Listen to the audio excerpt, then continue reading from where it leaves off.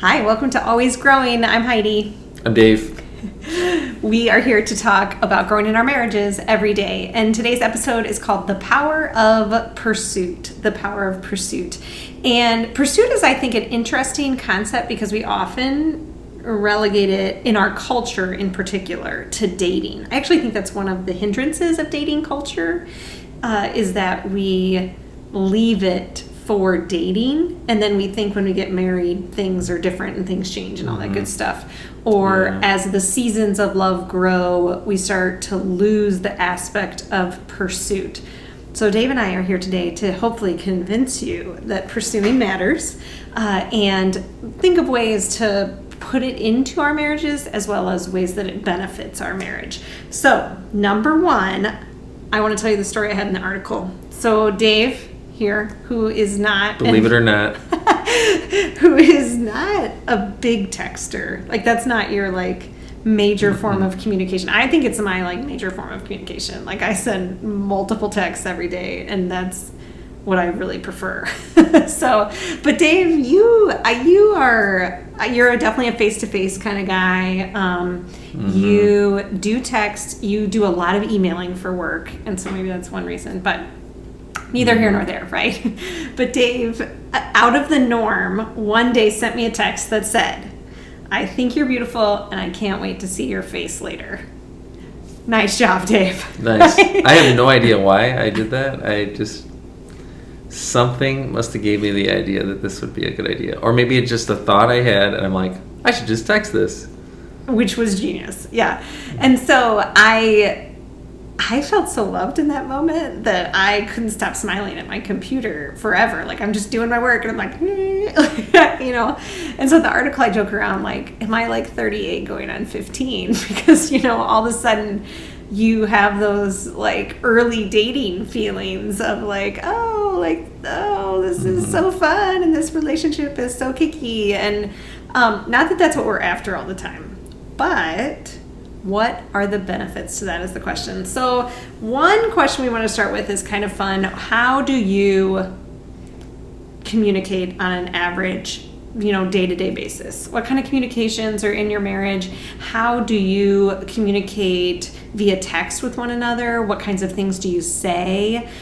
Do you connect with each other throughout the day? Is that not something that's a reality in your vocation or family life? But how do you communicate each day, and what does that look like? I think that's a good place to start. Dave, what do we normally communicate with? Because we're normally not telling each other how attractive we think that we are to each other. It's just, the nuts and bolts of everyday life. Like, what's the schedule? Where do I need to be at what time? And when is this happening, which doesn't have to be that day. It could be that whole week. It's wait, is that Thursday or Friday or whatever it is? That's typical. Yeah. I think especially with parenting, I feel like there's a lot of can you take care of this? I feel there's a lot of requests in our communication, and sometimes maybe not so nicely. We don't always say it real nice, do this. Is sometimes, the maybe less healthy version of our communication in those things. But I feel like there's a lot of commanding or asking for favors, basically. I feel like I'm constantly asking you for can you pick this up at the store? Right. Yeah, and you're asking me if I can look something up, or I think we interact a lot with helping each other vocationally too, both family life but also professionally, because we kind of do the same things. So do you have any other thoughts on that section? I'm curious to hear from our listeners. I hope they put some comments in the notes. Yeah, there is kind of two different things going on. One is what's being communicated either via text, or occasionally there's emails that we have just for dumb reasons, and then calls that are made. And I remember early on in our marriage, phone calls were awful because we when we were we had the opportunities to be face to face later in the day, but then we just decided for some reason we're going to talk about the most serious issue in the world over the phone, And then we That was just get all terrible idea. frustrated. I think people do that by text now. Like, yeah, that's true. Like, so kind of considering is what you're encouraging is like, what things can we put off? Which we are going to talk about that in a couple weeks. Like places not to have arguments and other places that are appropriate for arguments. No, it's good. But you're right. Like just kind of considering the fullness of how our communications happen and when they do and what's good in that and what's not good in that.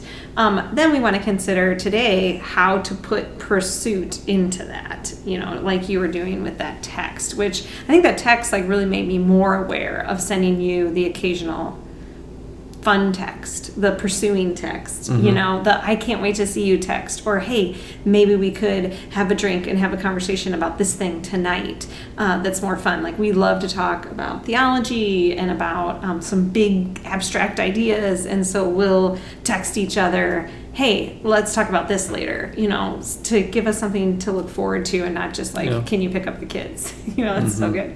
Okay, so the second thing is, I write in the article, pursuit is still necessary. So that's a belief that I have, and I have a question in the talk sheet about, what you agree or disagree with that. Like, do you think it's still necessary or not?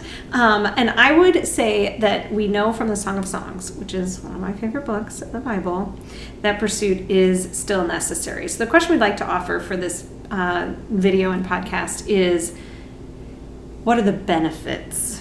What are the benefits of pursuing? So I'm going to look up Song of Songs 8. Dave, do you have any benefits off the top of your head of pursuing one another in marriage still?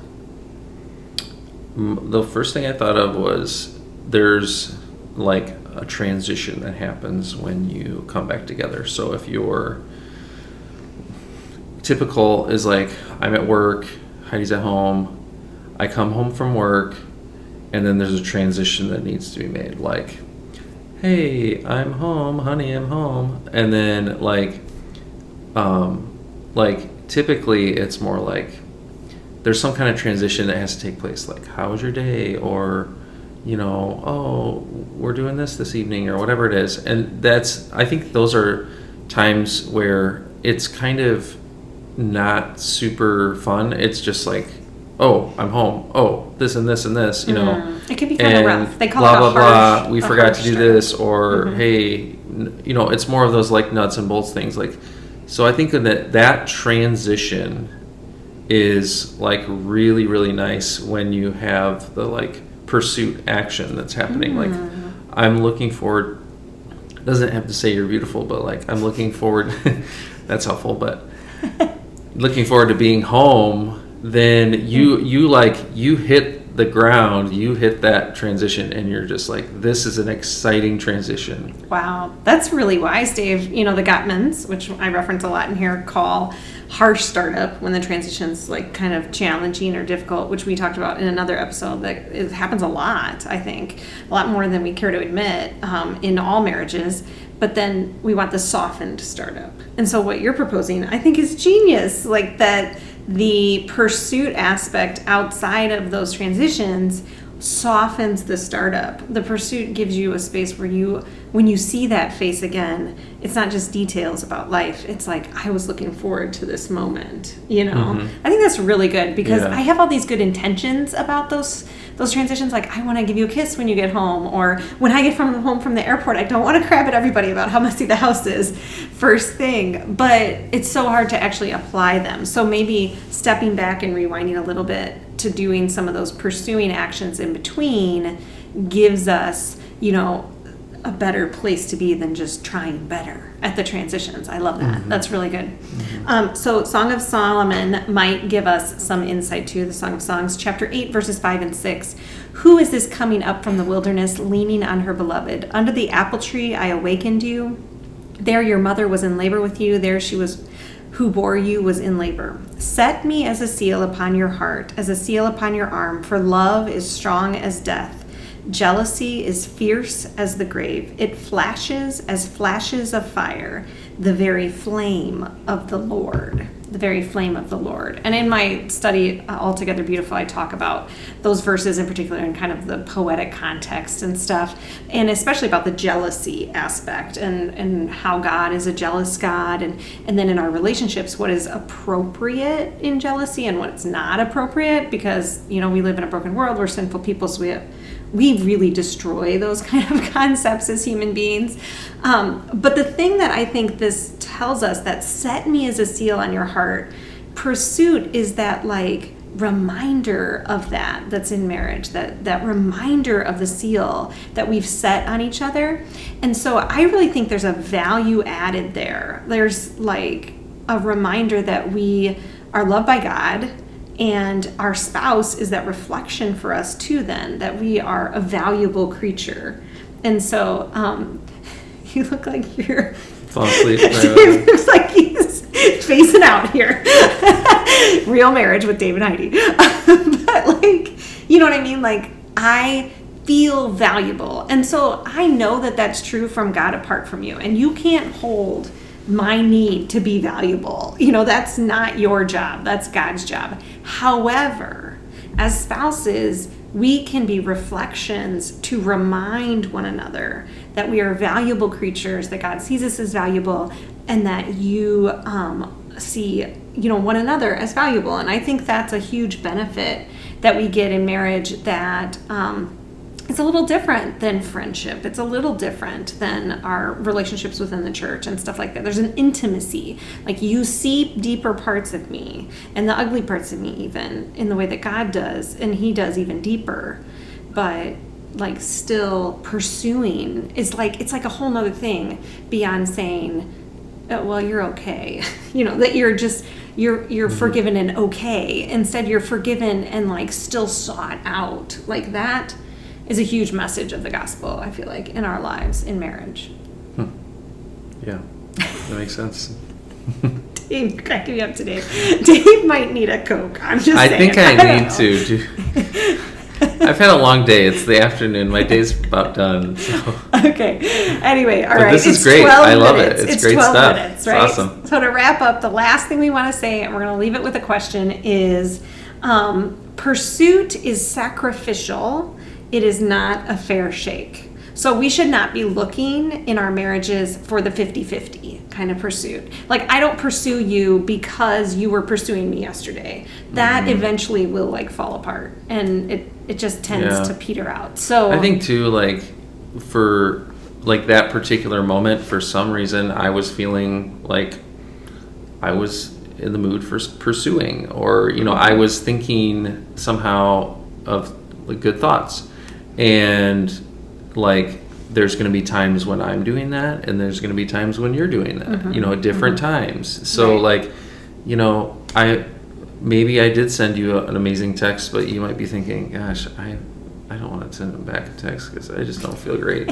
But that was a nice text. I loved it. Right. I'm not feeling the energy right now to like give back the same. I like it. And then it also becomes like really competition-y too. Oh, like, yeah, we don't want like, that. No. Well, you sent me this text, but like that wasn't nearly as good as my text. I know. To you, I think that's how the world gets like promposals and like ridiculous marriage proposals, but that's for another edition of Always Growing. But I think you're right. We're not competing here. Instead, we're sacrificing without an expectation of return. I think that's an important part of pursuit that you just pointed out. And so pursue your spouse. And you'll notice in the wellness exercise in the talk sheet that you are given your own thing, and your spouse should have their own thing for pursuing. So just kind of flesh out some ways that you might pursue, and then we encourage you to do one today. So how can you sacrificially pursue your spouse today?